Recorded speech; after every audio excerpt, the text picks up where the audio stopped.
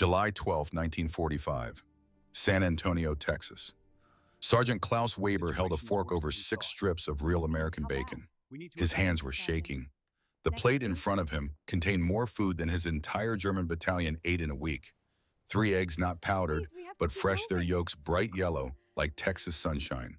Hash browns still steaming. Biscuits the size of his fist with butter melting into them. A glass of milk so white it looked like snow.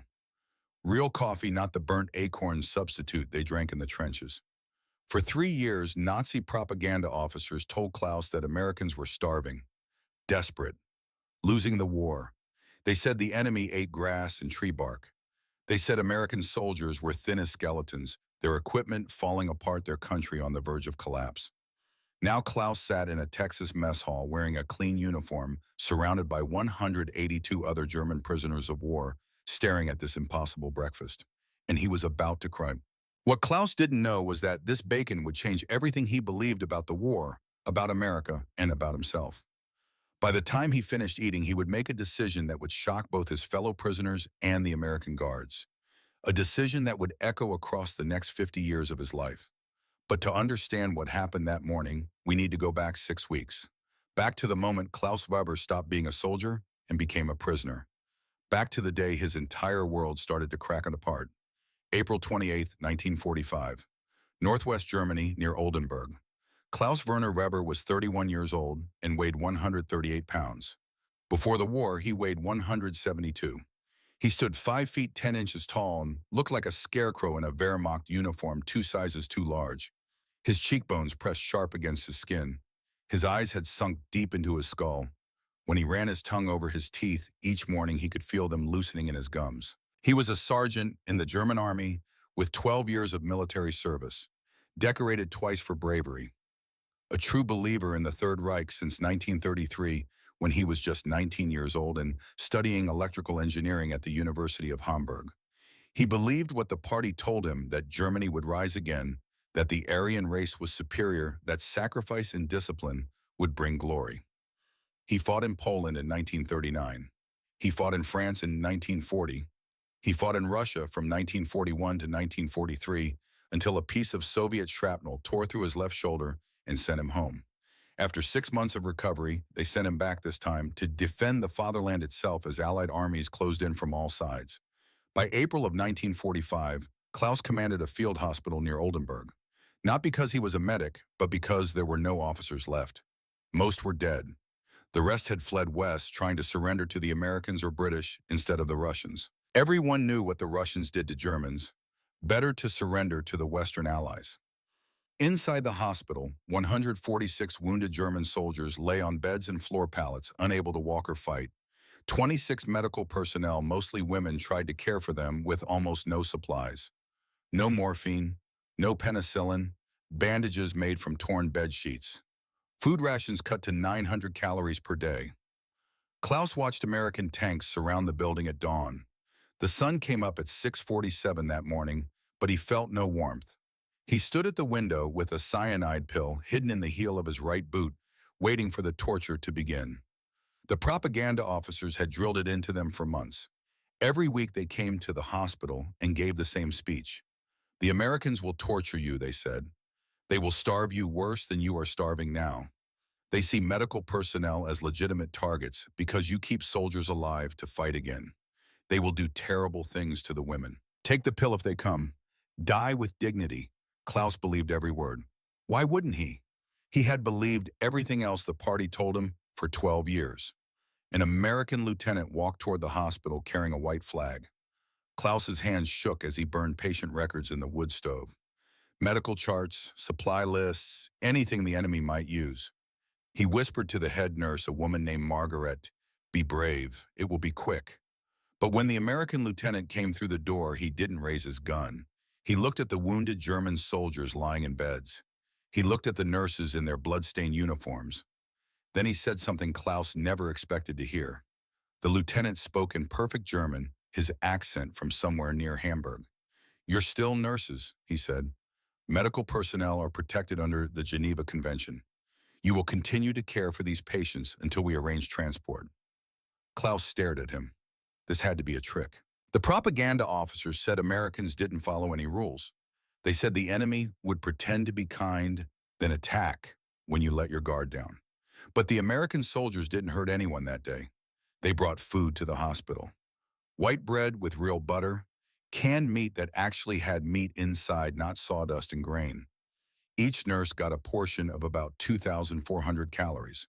For the past year, they had been eating about 1,100 calories each day, sometimes less. Klaus watched young Margaret stare at the bread like it was made of gold. Another nurse named Elsa secretly put some in her pocket. She thought the Americans were fattening them up before killing them, like farmers feeding animals before slaughter. That night, the nurses whispered to each other in the dark. "Tomorrow they move us to a processing center," Margaret said. "That's when the torture begins." That's what the propaganda officers told us. But the cyanide pill in Klaus's boot stayed there unused, a small, hard lump of doubt. Something didn't match. The Americans looked healthy, well-fed, their uniforms clean and new, their equipment worked, their trucks ran smoothly without belching black smoke like German vehicles. When a private accidentally dropped bandages, he picked them up and handed them back to Margaret with an apology.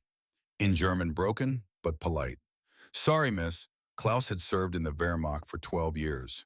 In his experience, a private who showed that kind of initiative, that kind of independent courtesy, would be beaten for breaking military discipline. You followed orders. You didn't think. You didn't apologize to enemy nurses. What kind of army was this? If you or someone you knew served during World War II, especially if you encountered German or Japanese prisoners of war, I'd love to hear your story in the comments. This is a piece of history that the greatest generation remembers, but younger folks often don't know about. Let's preserve these stories together. And if you appreciate deep dive history stories like this, told with respect and detail, hit that subscribe button. We're uncovering forgotten American stories every week. Now let me tell you exactly who Klaus Weber was before that breakfast changed his life forever. Klaus Werner Weber was born in Hamburg, Germany in 1914. His father worked as a shipwright in the harbor. His mother took in sewing to make extra money.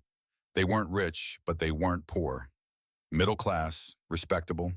Klaus was smart, good with numbers and machines. He won a scholarship to study electrical engineering at the University of Hamburg in 1932. That's where he met the party. 19 years old, idealistic, angry about Germany's humiliation after World War I. The economy was destroyed. Inflation made money worthless. His father lost his job. They said it was the fault of the Treaty of Versailles, the fault of international bankers, the fault of people who weren't real Germans. They said a strong leader could make Germany great again. Klaus joined the Nazi Party in 1933. He believed. God help him, he believed. In 1934, he met a woman named Anna at a party function. She was a secretary, smart and pretty with dark hair and gray eyes. They married in 1936. Their daughter Heidi was born in 1937. Klaus graduated with his engineering degree that same year and joined the Wehrmacht as an officer candidate. By 1939, he was a sergeant. He loved his wife. He loved his daughter. He loved his country. In that order. Or at least he thought he did, until the day he realized his country had lied to him about everything. Now traveling as a prisoner toward an unknown fate, Klaus had time to think, time to remember, time to see cracks in the foundation of everything he believed. Two other men would shape Klaus's journey through the next 3 months. They sat near him on the ship that would carry them across the Atlantic Ocean to America. One would become his closest friend. The other would become his enemy. Heinrich Schmidt, called Heinz by everyone who knew him, was 24 years old and came from a farm in Bavaria. He had sandy blonde hair, a crooked smile, and hands like slabs of beef from working fields since he was 10. The German army drafted him in 1942 and gave him minimal training. 3 months to learn how to shoot a rifle and follow orders, then shipped to the Eastern Front. Heinz never believed in Nazi ideology. He just wanted to survive and go home to his parents' farm. He was adaptable, cheerful, despite everything open to new experiences. When American soldiers offered him chocolate on the day of his capture, he took it and said thank you. Some of the other prisoners called him weak for that. Heinz didn't care. The chocolate was good. Otto Becker was different. 37 years old from Berlin, an SS lieutenant who got captured wearing a Wehrmacht uniform to avoid prosecution for war crimes. He had cold blue eyes and a face like carved stone. He still believed every word of Nazi doctrine. Germany was superior. The Jews deserved what happened to them. Slavs were subhuman. The war wasn't lost, just paused. The Fourth Reich would rise. Otto organized the true believers among the prisoners. About 30 men who still saluted when they thought no one was watching, who hid a small photo of Hitler in the barracks and whispered prayers to it, who called men like Heinz traitors for accepting American kindness. Klaus fell somewhere between Heinz and Otto. His faith in the party was cracking, but not broken. Not yet. He still felt loyalty to Germany, to duty, to the oath he swore. But every day brought new evidence that the propaganda had lied. The ship that carried them across the Atlantic was called the USS General M.B. Stewart. It used to be a commercial passenger liner before the war. Now it transported troops and prisoners. Klaus expected cattle car conditions, wooden bunks stacked 4 high, slop buckets for toilets, starvation rations. Instead, they got proper bunks with thin but clean mattresses, bathrooms with running water and flush toilets, 3 meals a day. The food wasn't fancy, but it was real. Oatmeal for breakfast, sandwiches for lunch, stew for dinner, coffee. Actual coffee made from coffee beans, not roasted acorns. The American guards were polite. They didn't carry rifles inside the ship. They called the prisoners by rank and name, not insults. When Klaus asked a guard where they were going, the man said Texas. Said it like it was a good thing. Said Klaus would like it there. Klaus's mind kept trying to fit this into the propaganda framework. They're softening us up, he thought, making us trust them so we'll give intelligence. Any moment now, the cruelty will start. But it didn't start. Day after day, the Americans just kept being decent. Heinz noticed it too. He whispered to Klaus one evening as they stood on deck, watching the sunset over the Atlantic Ocean. Do you think they're really going to treat us well? Or is this all fake? Klaus didn't have an answer. Otto had an answer. He gathered his followers in the cargo hold and gave speeches. This is psychological warfare, he said. They want to break your spirit. They want you to forget who you are, what you believe, why we fought. Don't let them corrupt you. Germany will rise again. We just need to stay strong, stay pure, wait for the moment. Some prisoners believed them. But Klaus noticed that even Otto ate every meal the Americans gave him. Even Otto used the flush toilets and hot showers. It's easy to talk about purity and resistance when you're warm and fed. May 28, 1945. The ship docked in New York Harbor. Klaus stood on deck and saw the Statue of Liberty for the first time. He had seen pictures, of course, propaganda images showing it broken or defaced. But the real thing stood intact, towering, her torch raised to the sky. Behind her, the Manhattan skyline stretched like a mountain range made of glass and steel. Every building whole, no bomb damage, no rubble, no burned-out shells. The propaganda said American cities were being bombed by German long-range rockets. It said the American people were suffering their morale, broken their economy, in ruins. This didn't look like ruins. Heinz grabbed Klaus's arm. Look at the lights, he whispered. They have lights everywhere, even in daytime. Don't they worry about bombs from the air? Then Heinz realized, no enemy planes could reach America. The war never touched this place. While German cities burned, while Hamburg was reduced to ash, while Berlin became a graveyard, America sat across the ocean untouched, abundant whole. They loaded the prisoners onto trains, not fricked cars, passenger trains with real seats and windows. The journey from New York to San Antonio, Texas would take 4 days. 4 days of watching America roll past the windows like a dream. Klaus saw forests so thick and green they looked primeval. Lakes that spread to the horizon like inland seas. Farms with fat cattle and silos full of grain. Towns with no bomb damage, no ration queues, no desperate people.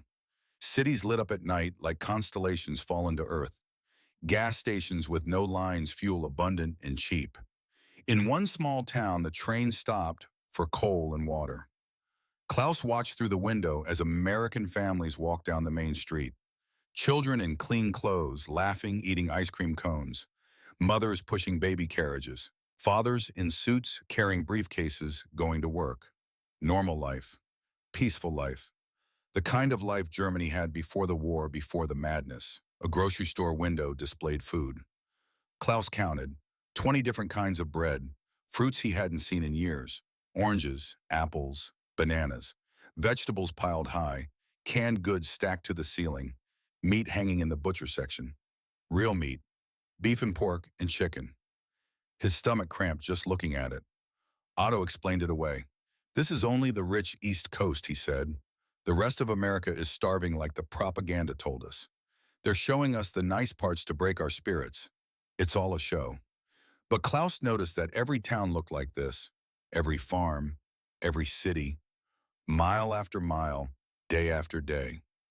How much of a show could they put on? How far did the facade extend? On the third day, a guard handed out fruit to the prisoners. Fresh oranges from Florida. Klaus held his orange for 5 full minutes before he could bring himself to bite into it.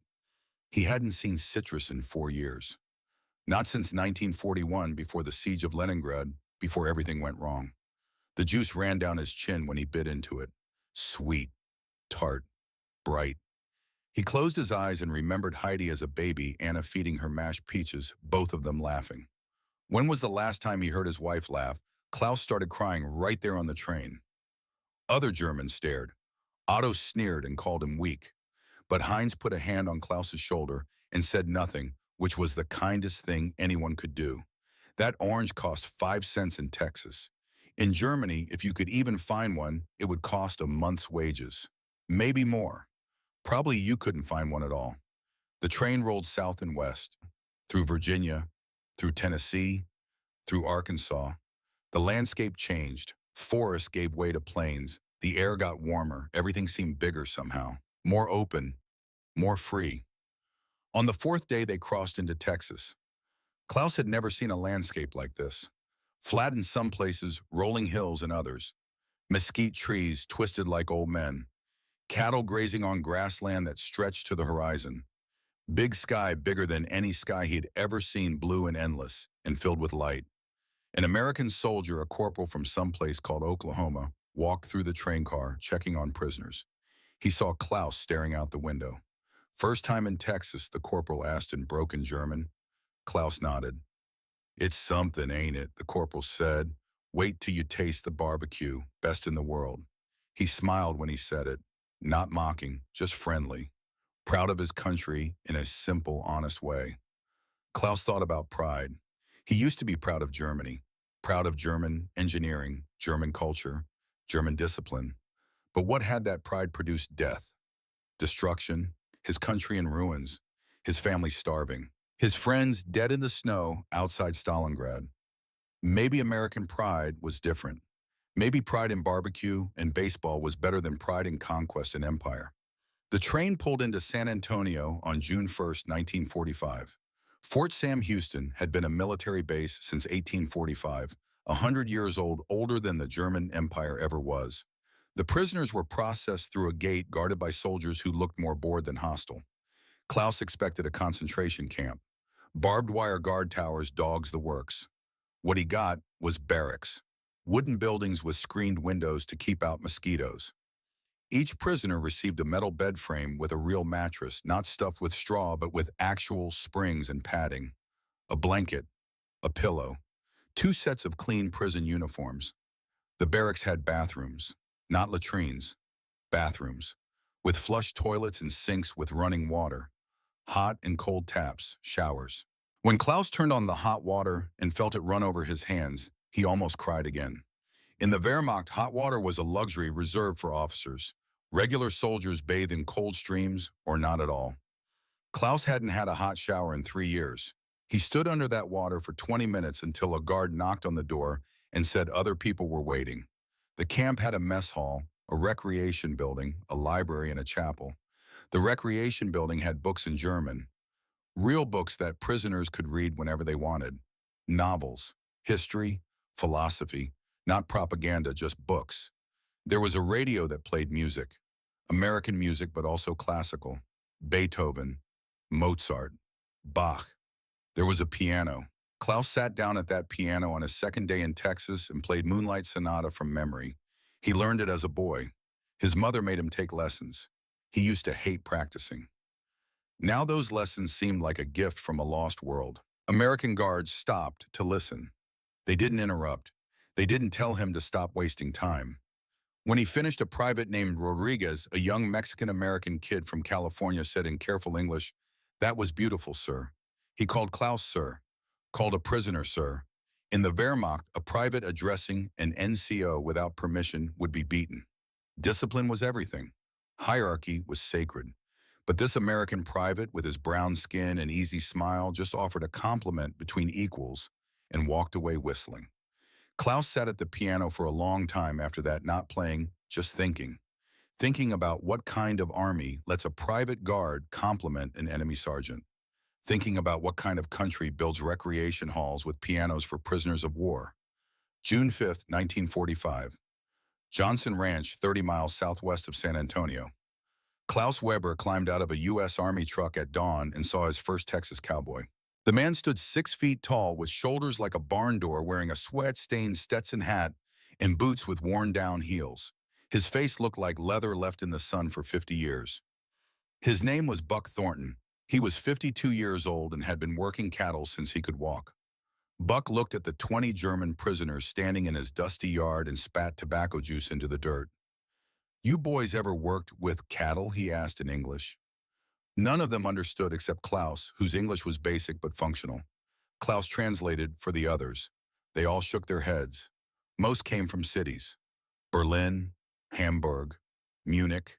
A few from farms, but small European farms, with a few cows and pigs, not these vast Texas ranches that stretched for thousands of acres. "Well," Buck said, "you're about to learn." "Come on." No guards with guns accompanied them. Just Buck and 3 of his ranch hands. One was Mexican-American, one was black. One looked like he might be part Native American. They all worked together without any obvious hierarchy beyond Buck being the boss. This confused Klaus. The propaganda said Americans kept different races separated, that their society was falling apart because of racial mixing. These men worked side by side like it was the most natural thing in the world. The Johnson Ranch covered 12,000 acres of rolling Texas grassland, 3,000 head of cattle, 50 horses, barns and corrals and fences that seemed to go on forever. The main house sat on a hill overlooking everything, a 2-story white building with a wraparound porch where Mrs. Johnson grew flowers in pots. Buck put the Germans to work mending fences. Hard labor in the Texas sun. The temperature hit 95 degrees by 10 in the morning. Klaus had never felt heat like this. Germany was cold and gray. Even summer there felt pale compared to this crushing Texas brightness. But something strange happened. The work was hard, yes, but nobody screamed orders. Buck showed them what to do, then let them do it. When someone made a mistake, he corrected them patiently. When someone did good work, he said so. "Good job. That's the way. You're getting it." They took breaks, actual breaks, sat in the shade of a mesquite tree and drank iced tea that Mrs. Johnson sent out in big glass jars. Real tea with real ice. Klaus held the cold glass against his forehead and felt the heat drain out of his skull. One of the ranch hands, a man named Miguel, shared his cigarettes. American cigarettes, not the harsh Russian tobacco the Germans had been smoking. Miguel spoke some German learned from his grandmother, who emigrated from Austria in 1920. He asked Klaus about Hamburg, about what the city was like before the war. They talked like normal people, not enemy and prisoner, just 2 men taking a break from work. At noon, they stopped for lunch. Klaus expected to eat separately, maybe get different food than the Americans. Instead, they all sat together at long tables under a barn awning. Mrs. Johnson and her daughter brought out sandwiches, thick slices of ham with cheese and real butter on bread that was soft and white. Cookies, chocolate chip cookies still warm from the oven. Lemonade so cold it made Klaus's teeth ache. Heinz whispered to Klaus in German, "Are we sure we're prisoners? This feels wrong." Klaus understood what he meant. In every prisoner of war camp, Klaus had heard about German, or otherwise the captors made sure you knew you were captured. They kept you hungry. They worked you hard. They reminded you constantly that you had lost, that you were powerless, that your life belonged to them now. But here on the Johnson Ranch, Buck Thornton treated them like seasonal workers, hired hands. He expected good work, sure, but he also provided for them. Water when they were thirsty, shade when they needed rest, food that filled their bellies. After 2 weeks of this, Klaus's body started to change. He could feel it. His pants fit tighter, his face filled out. The constant hunger that had gnawed at his stomach since 1943 finally went away. He stepped on a scale in the camp infirmary and learned he had gained 11 pounds in 14 days. 11 pounds. His body remembering what it felt like to not be starving. The work continued through June, mending fences, herding cattle, cleaning out barns. Buck taught them to rope. Most of the Germans were terrible at it. The lasso would slip through their fingers or catch on nothing or somehow wrap around their own legs. Buck and his ranch hands laughed, but not cruelly. The kind of laughter you share with friends when someone does something clumsy but harmless. Heinz got decent at roping. His farm boy hands remembered skills that translated across continents. After a week, he could catch a fence post 3 times out of 5. Buck clapped him on the shoulder and he said, "You got talent, son." Klaus noticed that Buck called them son, not prisoner, not German, not even by their names half the time. Just son, the way a father might talk to boys he was teaching. It did something to Klaus's heart that he couldn't quite name. Otto Becker refused to work at the ranch. He stayed in camp and organized his followers. About 30 prisoners who still believed in Nazi ideology, who thought this American kindness was a trap, who maintained military discipline and saluted a hidden photo of Hitler. When Klaus returned to camp each evening, Otto would be waiting. "You're forgetting who you are," Otto said. "You wear their hats, you eat their food, you smile at their jokes. You're becoming one of them." Klaus tried to explain. "The war is over, Otto. Germany surrendered. We're going home eventually. What does it matter if we work while we wait?" "It matters," Otto said, "because of what it means. Every day you work for them, you validate their victory. You accept their values. You betray everything we fought for." "What did we fight for?" Klaus asked. He surprised himself with the question. 6 weeks ago, he wouldn't have dared ask it. Otto's face went hard. "We fought for the future, for a new order, for the purification of Europe." "Don't tell me you've forgotten." Klaus hadn't forgotten. He remembered the speeches, the rallies, the promises of glory. He also remembered the reality, the frozen bodies outside Stalingrad, the refugees fleeing the advancing Red Army, the bombed-out husks of German cities, the starving children in Hamburg picking through rubble for anything edible. What future, Klaus thought? What new order? We destroyed everything and called it destiny. But he didn't say this out loud, not yet. He just went back to his bunk and lay there thinking about Buck Thornton's calloused hands, showing him how to tie a proper knot patient as a school teacher. June 18th, 1945. A Wednesday, the day Klaus learned to ride a horse. He was struggling with a fence post that had rotted through at the base and needed replacing. The hole was deep, and the new post was heavy creosote-soaked wood. Klaus couldn't get enough leverage to lift it into position.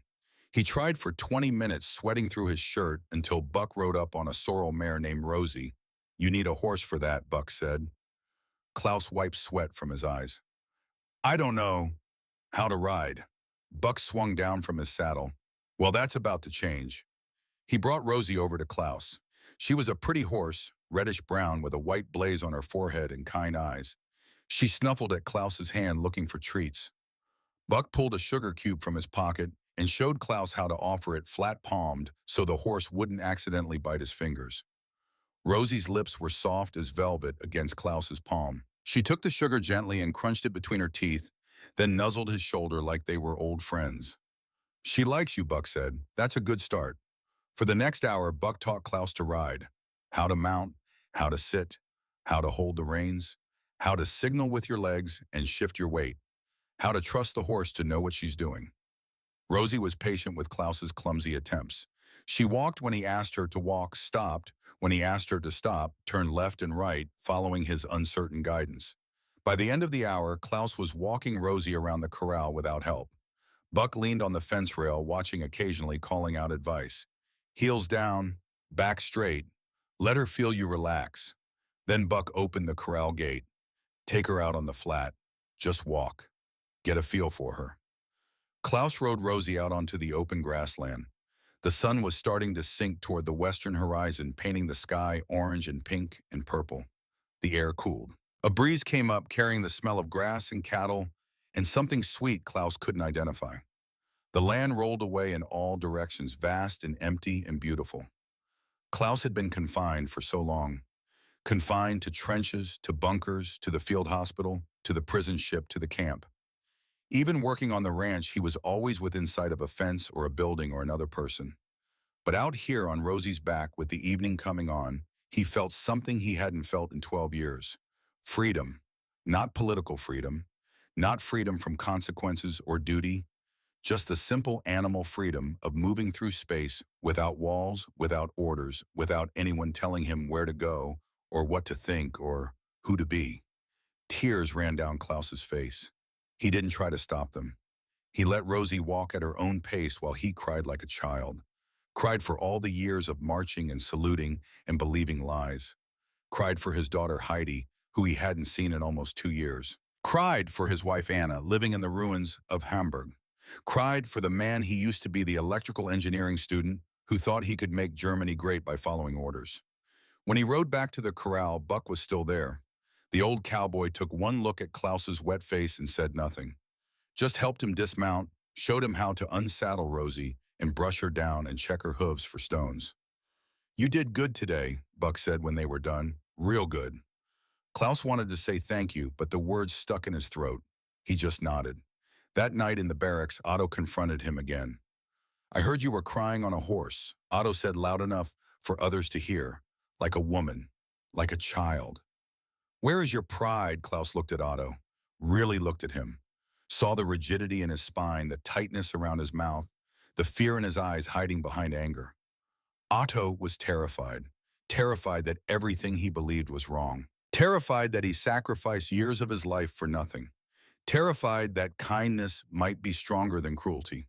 So Otto held on to his beliefs like a drowning man holds on to wreckage. He had to hold on. If he let go, he would have nothing left. Klaus understood this because he felt the same fear. But Klaus was starting to let go anyway.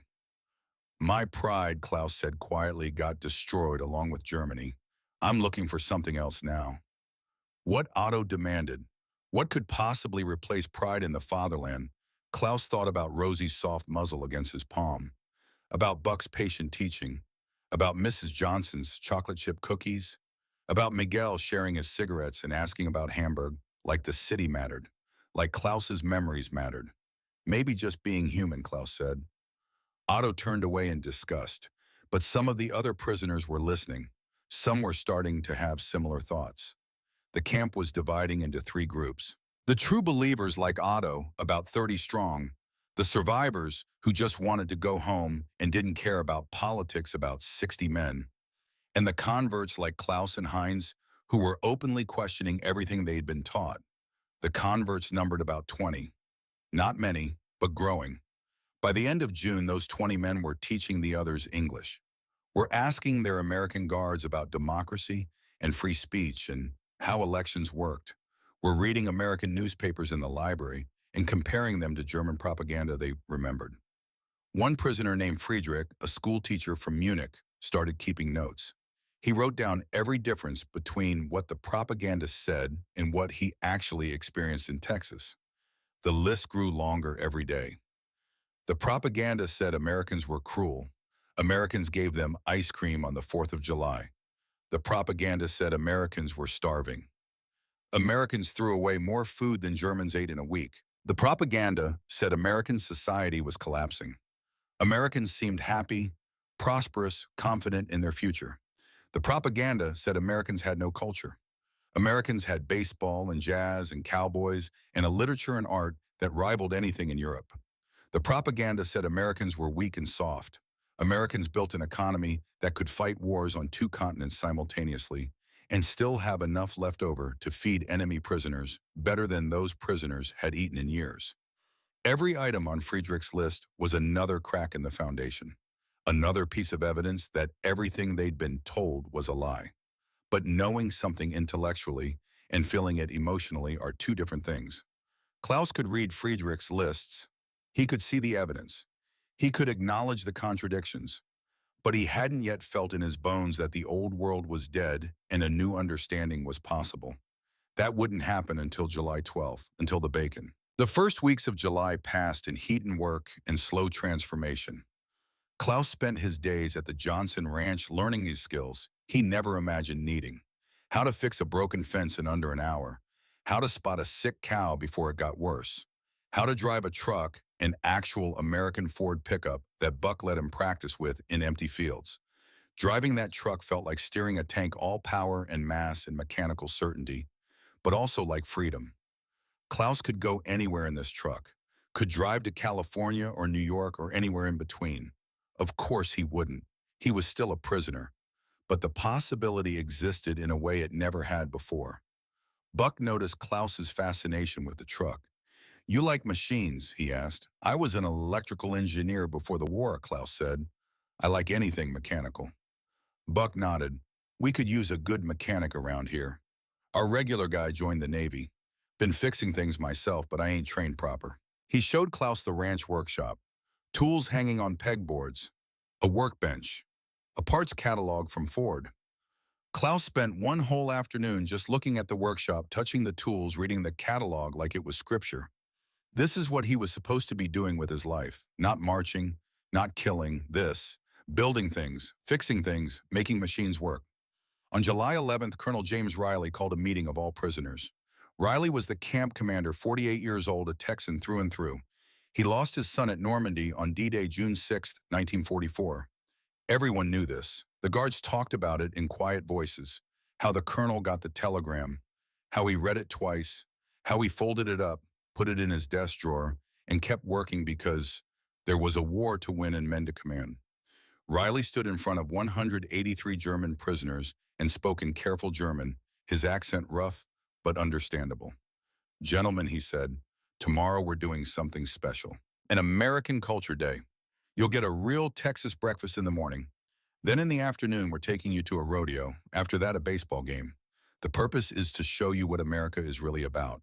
Not what your propaganda told you, what it actually is." He paused and looked at them each in turn. "My son died fighting your army." Riley continued, "I got every reason in the world to hate you, but I don't. Know why? Because hate is easy. Hate is what weak men do when they can't imagine anything better. My boy didn't die for hate. He died for the idea that people can be better than their worst selves, that nations can be more than their mistakes, that even enemies can become friends if you give them a chance." The room was silent. "Tomorrow morning," Riley said, "you're going to eat the same breakfast I eat, the same breakfast American soldiers eat, the same breakfast free men eat, and maybe, just maybe, you'll understand what you were really fighting against. Not an army, a way of life, a set of values, and you'll understand why we won." He dismissed them. The prisoners filed back to their barracks, talking among themselves. Otto called it propaganda, brainwashing, psychological warfare designed to break their spirits. He told his followers to refuse the breakfast, to refuse to attend the rodeo and baseball game, to maintain their dignity. About 15 men agreed with him. They would stay in camp tomorrow and fast, would prove their loyalty to the fatherland by rejecting American hospitality. Klaus felt sorry for them. They were so afraid of being wrong that they would starve themselves to avoid facing the truth. That night, Klaus couldn't sleep. He lay in his bunk thinking about tomorrow, thinking about bacon. He had seen bacon in the mess hall, sometimes thin strips that American soldiers ate for breakfast. The smell drove him crazy. That smoky, salty meat smell that made his stomach clench with want. Tomorrow, he would actually taste it. Tomorrow, he would eat like a free man, like an American. Many of you watching probably had fathers or grandfathers who served during this time. Some of you might have actually encountered German prisoners of war working on American farms. If you have stories about this period, whether from the military side or the home front, please share them in the comments below. These stories are living history and they need to be preserved. July 12, 1945, 6:30 in the morning. The mess hall smelled like heaven. That's the only word Klaus had for it. Heaven. Bacon frying, coffee brewing, bread toasting, butter melting. Smells he hadn't experienced together in the same place for so long, they felt like a memory from another life. The prisoners filed in and sat at long tables. American cooks, big men in white aprons, brought out platters, the sound of their boots on the wooden floor, the clatter of plates, the sizzle of the griddle still cooking more food in the kitchen. Then the plates arrived. Klaus stared at his plate and couldn't breathe. 6 strips of bacon thick, cut still sizzling, fat and meat striped together in perfect proportion. 3 eggs fried in butter, the yolks bright orange like little suns. Hash browns crispy on the outside, soft on the inside. Two biscuits each bigger than Klaus's fist. A pat of butter on a small dish. A jar of strawberry jam. A glass of milk so cold, condensation beaded on the outside. A cup of coffee with steam rising. A glass of orange juice. This was more food than Klaus had eaten in a single day during the last year of the war. This was more food than his entire family in Hamburg would eat in a week. This was impossible abundance. Klaus looked around. Other Germans stared at their plates with the same expression. Wonder, disbelief, something close to fear. Heinz picked up a strip of bacon with his fingers, bit into it. His eyes went wide. "Mein Gott," he whispered. Klaus picked up his fork. His hand shook. He cut a piece of bacon and put it in his mouth. The taste hit him like a physical blow. Salt and smoke and fat and meat all together. Crispy on the edges, chewy in the middle. Rich beyond belief. His taste buds, starved for so long of anything this intense, almost couldn't process it. The flavor was so big, it felt like violence. He swallowed. Bit another piece. Couldn't stop himself. Bacon, then eggs, the yolk breaking and running yellow across his plate. Then hash browns. Then biscuit with butter. Then more bacon. His fork moving faster. Years of hunger driving him. Shame and grief all mixed together. Tears ran down his face. He couldn't stop them. Didn't try. Other Germans were crying too. Grown men, soldiers, warriors weeping over breakfast. Otto Becker appeared in the doorway. He saw what was happening, saw his countrymen eating American food, crying, surrendering their dignity. His face twisted with rage and disgust. He picked up a plate that a cook offered him and threw it on the floor. The crash echoed through the mess hall. "I won't eat your poison," Otto screamed. "I won't let you corrupt me." He stormed out. 15 other true believers followed him, their backs rigid with righteous anger. But 168 German prisoners stayed. They kept eating, slowly now, savoring every bite. Some said quiet prayers first, thanking God for the food. Others just ate in silence with tears streaming down their faces. Klaus finished his bacon, his eggs, his hash browns, one biscuit. He was full, genuinely full for the first time in years. But there was still food on his plate. The second biscuit, another strip of bacon, part of the eggs. He couldn't finish it. His stomach shrunk from years of starvation, couldn't hold anymore. He stared at the leftover food. In Germany, you never left food on your plate. Never. Food was too precious. But here he was leaving food because he was too full to eat it all. This was the moment Klaus understood. Really understood, down in his bones where belief lives. The propaganda said America was weak and desperate and starving. But a country that could feed its prisoners better than Germany fed its own soldiers, a country that could give away food because people were too full to finish it, that country wasn't weak. That was strength, real strength. The strength that comes from abundance, from confidence, from having built something that works. Germany built an empire on cruelty and conquest and ideology. America built an empire on corn and cattle and innovation. Guess which one could afford to feed its enemies? Colonel Riley walked through the mess hall while the prisoners ate. He stopped at Klaus's table and looked at the crying men, the empty plates, the overwhelmed faces. "This is what we're fighting for," Riley said quietly. "Not territory, not resources.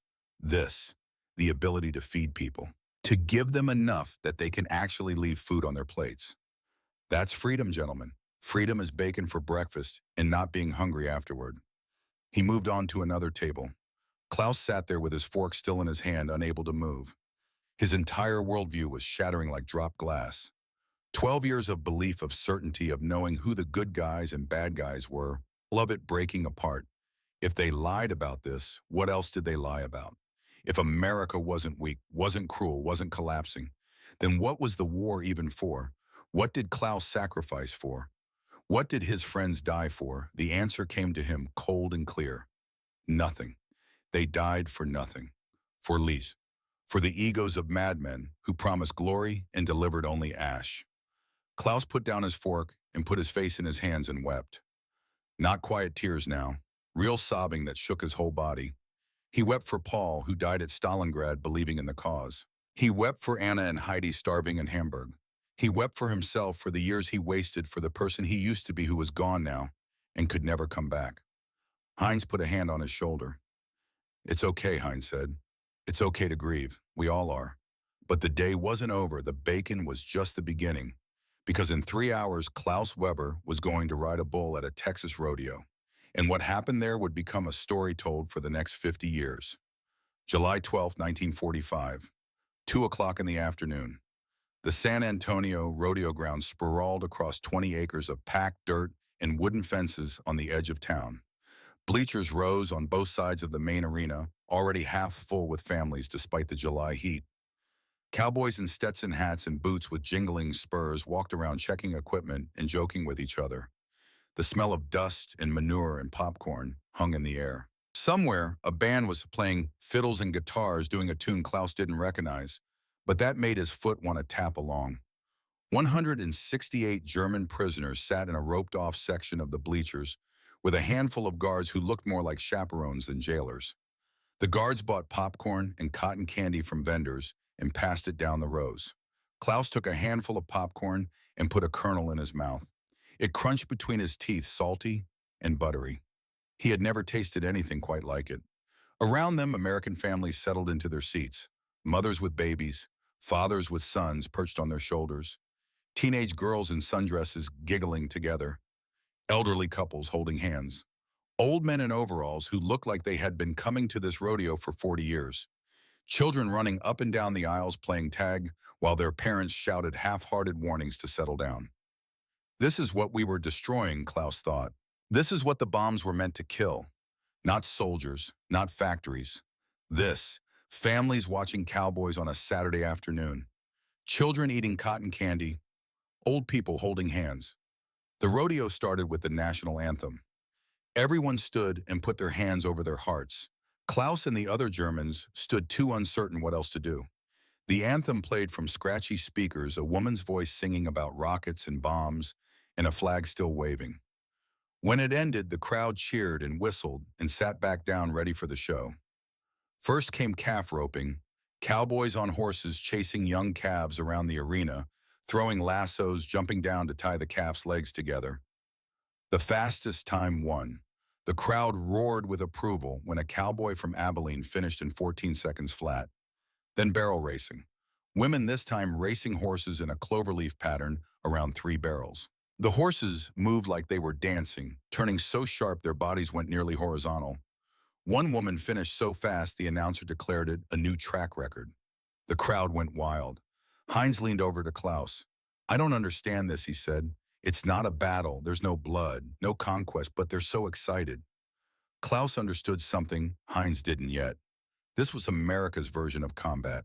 Competition without death, skill without slaughter. Men and women proving their worth through mastery of animals and ropes and speed, not through killing. It was a kind of war game, sure, but one where everyone went home alive at the end. The Germans had war games too, but theirs involved tanks and artillery and preparing for actual war. American war games involved horses and lassos and everyone eating hot dogs afterward. Maybe that difference explained everything. Then came the bull riding. 8 cowboys signed up to ride. The announcer explained the rules over the speakers. Stay on the bull for 8 seconds.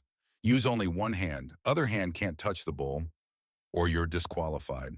A panel of judges scored based on technique and the bull's difficulty. Highest score won. The first rider lasted 3 seconds before a massive black bull named Satan's Revenge threw him into the dirt. The crowd gasped, then cheered when the rider stood up and waved to show he was okay. Rodeo clowns in baggy pants and painted faces ran in to distract the bull, while the rider climbed the fence to safety. The second rider did better, 6 seconds on a brown bull with white patches. The third rider made it the full 8 seconds and pumped his fist in victory while the crowd roared. During a break between riders, Buck Thornton appeared at the prisoners section. He'd been down in the cowboy area helping with the horses. His face was red from sun and exertion. He climbed up to where Klaus and the others sat. Any of you German boys ever ridden a bullbuck? Asked through a translator. Laughter rippled through the prisoners. Most had never even seen a bull this close before today. Heinz had drunk 2 beers that the guards provided. He was feeling bold and foolish in equal measure. "I'll try," he announced. Buck's face split into a grin. "Well, come on then, son." Hines climbed down from the bleachers and followed Buck to the bullpens. The crowd noticed a German prisoner in his distinctive uniform walking toward the arena. Murmurs spread through the stands. The announcer got wind of what was happening and spoke into his microphone. "Folks, we got something special here. One of our German prisoners has volunteered to ride. Let's show him some Texas hospitality." The crowd applauded, not mockingly, genuinely. They wanted to see what would happen.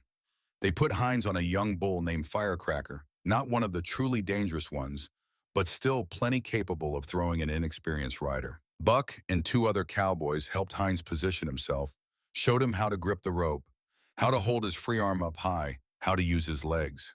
"You ready?" Buck asked. Hines nodded, his face pale beneath his tan. The gate opened. Firecracker exploded into the arena. 1 second, 2 seconds. Hines held on. 3 seconds, his whole body bouncing like he was made of rubber. 4 seconds.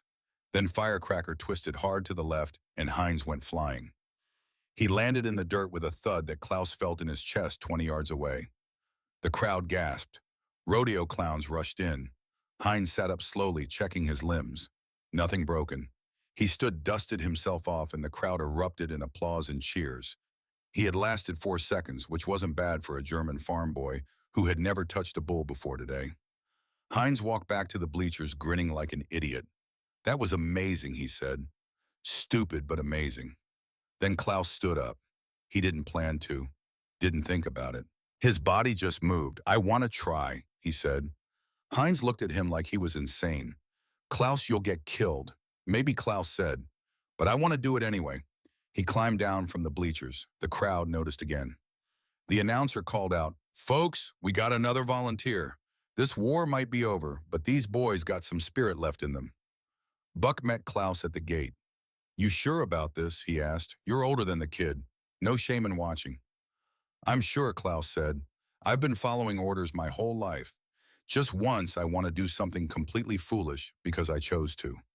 Buck nodded slowly. "I can respect that. Come on."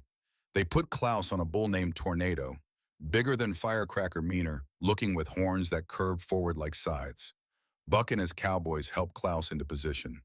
The bull shifted under him, muscles bunching. Klaus could feel the raw power between his legs. 2,000 pounds of angry beef that wanted nothing more than to throw him into next Tuesday. His heart hammered. His mouth went dry. Every survival instinct screamed at him to climb off right now before he got killed.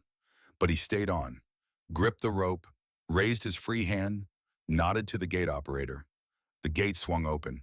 Tornado launched into the arena like a cannonball. The first buck nearly tore Klaus in half. His spine compressed, his neck snapped back, his teeth clacked together hard enough to chip. But he held on. 1 second. The bull spun to the right. Klaus went with it, his body remembering something primal about staying centered, about moving with the force instead of fighting it. 2 seconds. Tornado bucked high, all 4 hooves off the ground. Klaus's stomach dropped. He felt weightless. Then the bull landed and the impact rattled every bone in Klaus's body. 3 seconds. The crowd was screaming now. Klaus could hear them like a wave of sound washing over him. 4 seconds. Tornado twisted hard, trying to unscrew Klaus like a bottle cap. Klaus's grip started slipping. His fingers burned. 5 seconds. Another massive buck. Klaus went airborne, still gripping the rope. Came back down off center. 6 seconds. He was going to fall. He knew it. But not yet. Not quite yet. 7 seconds. Tornado made one final apocalyptic twist, and Klaus lost it. He flew through the air. Time slowed down. He saw the sky spinning. Saw the dirt coming up to meet him. Saw the bleachers full of people. Saw his whole life from Hamburg to Stalingrad to Texas to this moment of complete beautiful foolishness. He hit the ground hard. The air exploded from his lungs. He tasted dust and blood where he bit his tongue. Rodeo clowns appeared like magic, distracting Tornado while Klaus lay there trying to remember how to breathe. Then breath came back in a whooping gasp. He moved his fingers, his toes. Everything worked. He pushed himself to his knees. The crowd was going absolutely insane, screaming and whistling and stomping their feet on the bleachers. The announcer's voice boomed. 7 seconds. This German prisoner just rode Tornado for 7 seconds. Give him a hand, folks. The applause washed over Klaus like a baptism. He stood up, swaying slightly. Buck ran over and grabbed his arm to steady him. You okay, buddy? Klaus started laughing. He couldn't help it. Laughter bubbled up from somewhere deep in his chest. I'm alive, he said. I chose something stupid and dangerous, and I'm alive. Buck was laughing too. You got guts, I'll give you that. Come on, let's get you checked out. But before they left the arena, a woman climbed down from the bleachers. She was maybe 60, gray hair, under a wide-brimmed hat, wearing a floral print dress. She walked right up to Klaus and handed him a glass bottle, ice-cold condensation beating on the glass. You did great, Han, she said. Here, you earned this. Klaus looked at the bottle. Red and white label. Coca-Cola in fancy script. He had heard of Coca-Cola. The propaganda said it was poisonous American swell designed to rot teeth and corrupt youth. But the bottle was so cold in his hand, and his mouth tasted like dust and blood. He twisted off the cap and took a drink. Carbonation exploded on his tongue. Sweet but not too sweet, cold all the way down his throat, refreshing in a way he didn't know liquid could be. He took another drink, bigger this time, and the crowd cheered like he had won the whole rodeo. This is incredible, Klaus said. What is this? That's Coca-Cola, son, Buck said. Best thing America ever invented besides the Constitution. Klaus drank the rest of the bottle in 3 long pulls. When he finished, he felt like a new person. Like someone who had just ridden a bull named Tornado and lived to tell about it. Like someone who could do anything. The woman patted his arm. Welcome to Texas, she said, and walked back to her seat.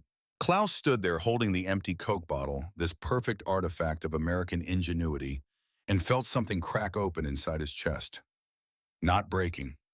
Opening like a door he didn't know was locked. After the rodeo came the baseball game.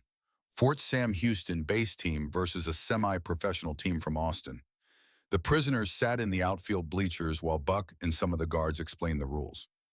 Baseball confused Klaus at first. Why did they stop after each pitch? Why were there so many people just standing around? Where was the continuous action?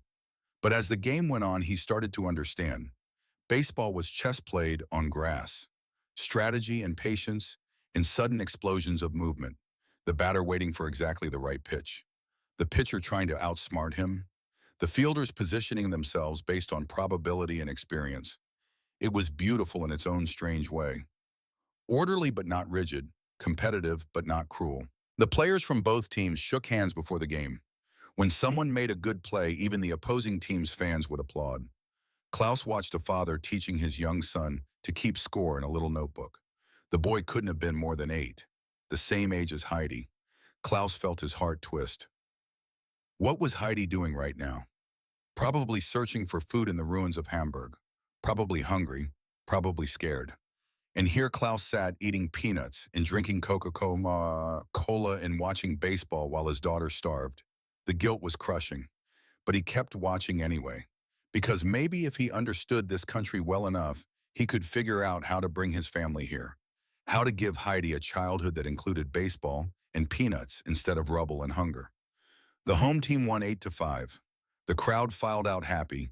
The prisoners climbed back into trucks for the ride to camp. Klaus sat in the truck bed next to Heinz as they drove through the warm Texas evening. Do you realize what just happened? Heinz asked. We went to a rodeo, Klaus said. No, we were treated like guests, like people, not like prisoners, not like enemies, like people they wanted to show a good time. Klaus nodded slowly. He was starting to understand that this wasn't just kindness. This was strategy. America was winning a war that would continue long after the shooting stopped. A war of ideas. A war of values. By showing German prisoners what America was really like, they were creating ambassadors who would go back to Germany and tell the truth. And it was working. Klaus could feel it working on him. The next morning at the Johnson Ranch, Klaus met someone new. Dr. Michael Morrison, the town veterinarian who came out twice a week to check the cattle. He was 38 years old with graying hair and kind eyes behind wire-rimmed glasses. Buck introduced them. Klaus, this is Doc Morrison, best animal doctor in 3 counties. Klaus shook his hand. Morrison's grip was firm but not aggressive. You're one of the German boys, Morrison said. Not a question, just an observation. Yes, sir, Klaus said. Morrison nodded slowly. My brother James died at Omaha Beach, June 6th last year, shot by a German machine gun coming off the landing craft. Klaus froze. He didn't know what to say. I'm sorry seemed inadequate. The silence stretched. Then Morrison said something Klaus never expected. But you're not the man who shot him. You're just a mechanic who got caught up in a war. Buck tells me you're good with engines. That true? Klaus nodded, still unable to speak. Good, Morrison said. My truck's making a funny noise. Think you could take a look. For the next hour, Klaus worked on Morrison's 1940 Ford pickup, while the doctor watched and asked questions about Hamburg, about engineering, about what Klaus wanted to do after the war. When Klaus finished, the truck ran smooth. Morrison paid him $2. Thank you, Morrison said. You do good work. He paused. You know what my brother would say if he saw this? He'd say, that's how you win a war. Not by killing the other guy, by giving him something better to do than fight. Klaus took the money with shaking hands. This man's brother died because of Germans, and here he was paying a German prisoner to fix his truck and calling it good work. That moment broke something in Klaus. Or maybe fixed something. He wasn't sure which. That night, back in the barracks, Klaus tried to sleep but couldn't. His body ached from being thrown by tornado. His mind raced with images. Bacon and bulls and baseball. Coca-Cola and cotton candy and that old woman's kind face. Dr. Morrison's unexpected grace. The crowd cheering for a German prisoner who rode a bull for 7 seconds. He got up and found paper and a pencil, sat at the table in the common area under a bare bulb, and wrote a letter to his wife. My dearest Anna, he wrote, today I experienced something I cannot fully explain. The Americans gave us a feast this morning. Real bacon, eggs, more food than I have seen since before the war. Then they took us to a rodeo where I rode a bull. I know that sounds insane. It was insane. But Anna, I did it. I chose to do something dangerous and foolish, and I survived and people cheered for me. He paused, thinking about how to say what he needed to say. I think we were lied to, he continued. About everything. The Americans are not weak. They are not cruel. They have more abundance than we ever did, and they share it freely. Their power comes not from conquest, but from having built a society that works. That produces enough for everyone, and then some. I don't know how to tell you this without sounding like a traitor, but I think the war was a mistake. I think we sacrificed for nothing. I think the men who led us were either fools or madmen, and we followed them because we wanted to believe. I miss you and Heidi more than I can say. I dream of you every night. I hope to see you soon. But when I come home, I will not be the same man who left. I cannot be. That man died somewhere between the bacon and the bull. All my love, Klaus. He read the letter over twice, then folded it and put it in an envelope addressed to Hamburg. He gave it to a guard the next morning. The guard said all mail was censored before being sent to make sure prisoners weren't sharing military intelligence. Klaus said he understood. What Klaus didn't know was that letter would cause him and Anna serious trouble. But that revelation would come later. August 6th, 1945. Klaus was working at the Johnson Ranch when someone turned on a radio in the barn. The news came through crackling and distant. A new bomb, more powerful than anything ever created, dropped on a Japanese city called Hiroshima. The city was gone. Just gone.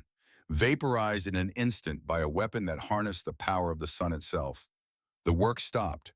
Germans and Americans gathered around the radio listening to the reports. Estimates of deaths ranging from 60,000 to 100,000 people. Maybe more. All killed in a single flash of light. Klaus felt sick. The sheer scale of destruction was incomprehensible. But underneath the horror was another feeling, relief. This weapon would end the war. Japan would have to surrender now, no more fighting, no more dying.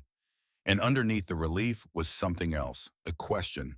If America had this weapon all along, why didn't they use it on Germany? They could have vaporized Hamburg, Berlin, Munich. Could have ended the European War in 1943 instead of grinding through 2 more years of fighting. But they didn't. They chose the slow, bloody path of conventional warfare. They chose to invade and occupy and rebuild instead of simply destroying everything. Even with the power of gods, they chose restraint until the very end, until one last demonstration of force to stop the killing. Klaus thought about Colonel Riley's son dying at Normandy, thought about all the American soldiers who died taking Europe back from the Nazis yard by yard. America could have avoided those deaths, could have just dropped these atomic bombs and called it victory. But they didn't. They sent their sons to die the hard way because the hard way meant something, meant liberation instead of annihilation, meant rebuilding instead of ruling over ashes. Klaus didn't know if that was mercy or strategy or some combination, but he knew it said something profound about American values. 9 days later, Japan surrendered. The war was over, truly over. Both theaters done. The camp erupted in celebration, guards and prisoners both. Not because they were happy about the atomic bombs, but because the killing could finally stop. Klaus celebrated too. But a part of him felt hollow. The war was over and Germany had lost completely. Everything he fought for, everything his friends died for had come to nothing. The Third Reich was finished. The 1,000-year empire lasted 12 years and left nothing but ruins. That night, Otto Becker gave a speech to his followers.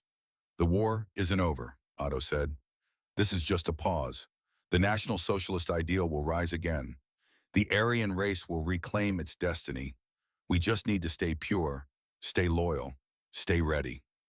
Klaus listened from his bunk and felt only pity. Otto was a man desperately clinging to wreckage. He had to believe the cause wasn't finished, because if it was finished, then his entire adult life had been wasted. He had committed atrocities Klaus suspected, though Otto never spoke of specifics. If Nazism was truly dead, then Otto was just a murderer who followed orders.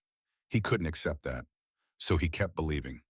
But Klaus was ready to let go. September 1945. The letter arrived from Hamburg via Red Cross mail service. Klaus recognized Anna's handwriting on the envelope. He took it outside to read alone. "Klaus," she wrote, "the Gestapo came to our home. They questioned me about your letter, the one where you said we were lied to. They called you an American sympathizer, a traitor. I told them you would never betray Germany. But Klaus, I read your words. You sound different. Are you safe? Are they brainwashing you? Our daughter asks about you every day. She doesn't understand where you are or when you're coming home. The city is worse than when you left. Food is scarce. We eat once a day if we're lucky. Heidi is so thin I can count her ribs. Please tell me you are still loyal to the fatherland. Please tell me this is all some misunderstanding. We need you to come home and be the man you were." Klaus read the letter 3 times, then sat with his head in his hands. Anna wanted him to come home and be the man he was, but that man was gone. That man died the day he tasted bacon and understood that everything he believed was a lie. If he went back to Germany now, he would have to pretend. Pretend to still believe. Pretend the last 4 months in Texas hadn't changed him. Pretend for Anna, for his parents if they still lived, for the neighbors, for everyone. Or he could tell the truth and be branded a traitor. Make life even harder for Anna and Heidi. There was a third option, one that had been growing in his mind for weeks. Before we get to what happened to Klaus Weber after he returned to Germany, I want to ask you something. If you were in Klaus's position, far from home, facing a choice between a destroyed homeland and a new life in America, what would you choose?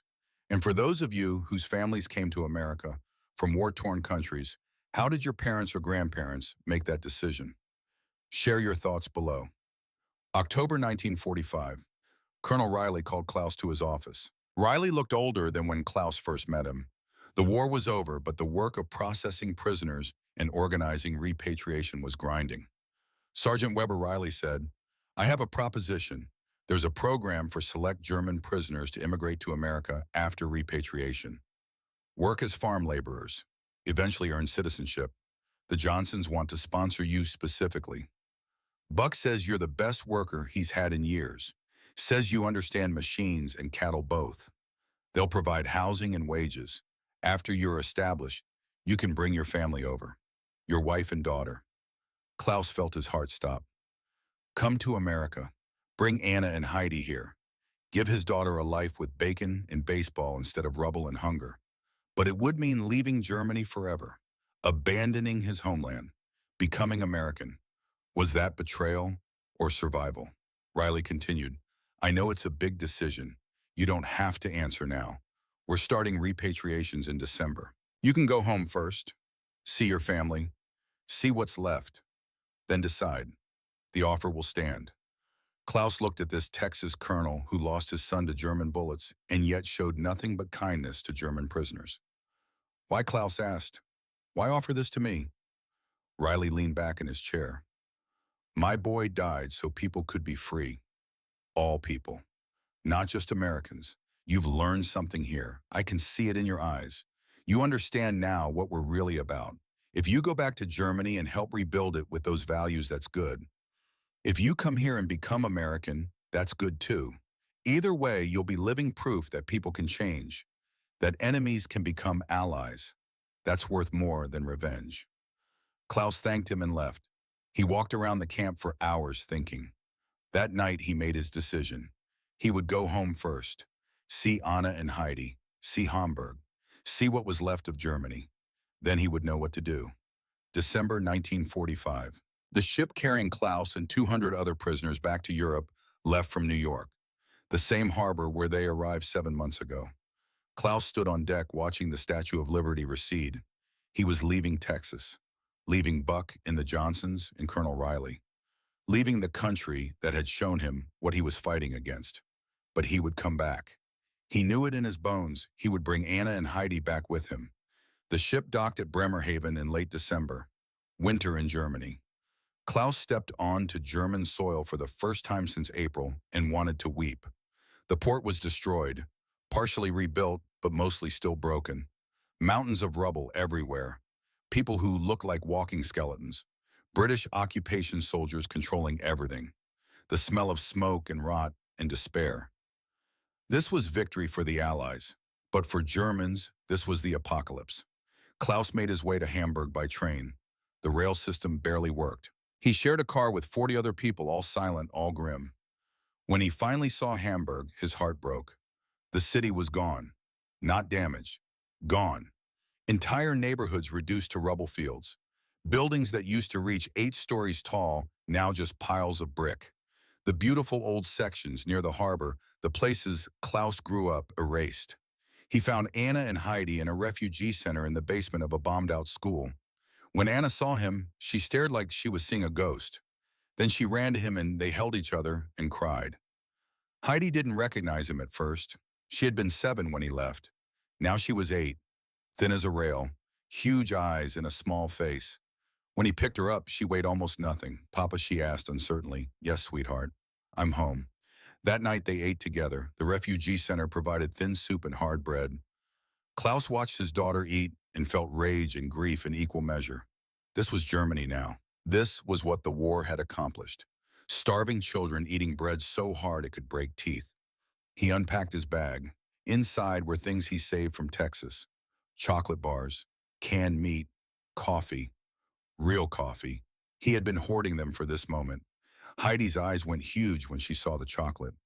Is this real? She whispered. Klaus unwrapped a Hershey bar and broke off a piece. Here, sweetheart. Try it. Heidi put the chocolate in her mouth. Her eyes closed. A sound came from her throat, half moan, half sob. She chewed slowly, making it last. Papa, she said when she finished. Is this heaven? No, Klaus said. This is America. He explained everything to Anna over the next few days. About Texas, about the Johnsons, about Colonel Riley's offer, about the choice before them. Anna listened with a face like stone. When he finished, she was quiet for a long time. You want us to leave Germany, she finally said. Abandon our homeland.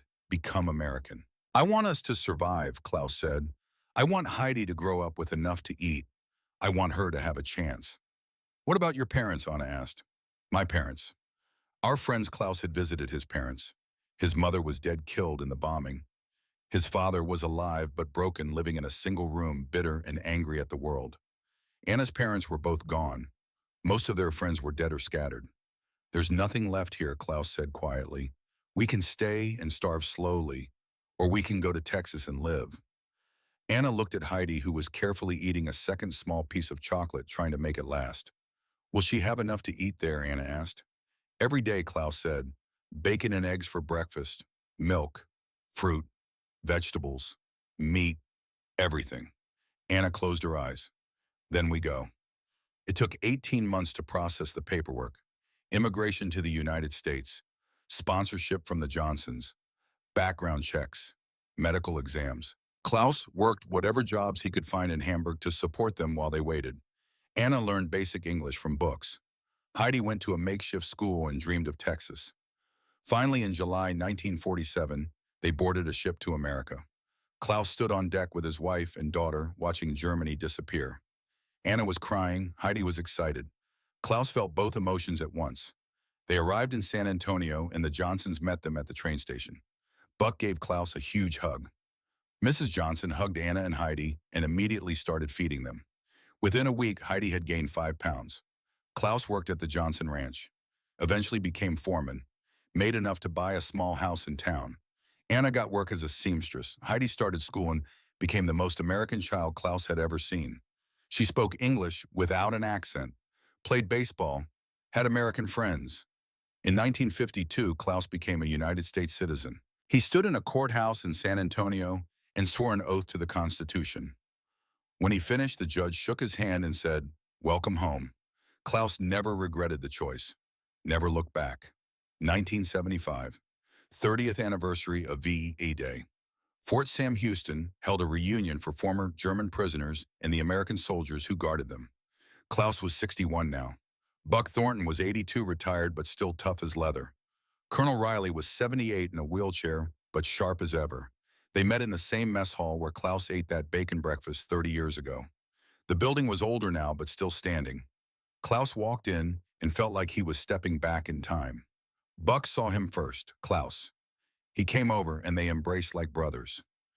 "You still fixing things?" Buck asked. "Every day," Klaus said. "Got 3 grandsons now, teaching them all about engines." Colonel Riley wheeled over. "Sergeant Weber, good to see you." Klaus took Riley's hand. "Colonel, I came to thank you. That bacon breakfast on July 12, 1945, saved my life. Not physically, spiritually. You showed me that strength isn't cruelty. That power is restraint. That victory is mercy. You defeated Nazism with kindness. I've spent 30 years trying to live up to that example." Riley's eyes filled with tears. "Son, you did. You raised an American family. You embody the values we fought for. My boy would be proud." They spent the afternoon sharing stories. 50 former prisoners attended. Some had moved to America. Some returned to Germany, but kept in touch with their American friends. All of them remembered that summer in Texas. That moment when everything they believed was proven false and a new truth emerged. The local newspaper interviewed Klaus. "Why did you stay in America?" the reporter asked. Klaus thought about it. "Because here I learned what freedom really means. Not the freedom to conquer or dominate. The freedom to fail and try again. The freedom to ride a bull and survive. The freedom to eat bacon and have enough left over. That's worth more than empire." The reporter wrote it all down. That evening, Klaus sat alone in the mess hall after everyone left. He was an old man now, his hair white, his hands gnarled with arthritis. But he could still remember that day, the taste of bacon, the feel of tornado bucking underneath him, the cold sweetness of Coca-Cola, the old woman's kindness, Dr. Morrison's unexpected grace. He still had the empty Coke bottle from that day, kept it on a shelf in his workshop. Sometimes when he worked on an engine, he would look at that bottle and remember who he used to be and who he became. Klaus Weber died in 1998 at age 84 in San Antonio, Texas. His daughter, 4 grandchildren, and 9 great-grandchildren surrounded him. His last words were in English, not German. "I'm grateful," he said, and then he was gone. At his funeral, they displayed a photo from July 12, 1945. Klaus sitting in a mess hall holding a fork over bacon, tears streaming down his face.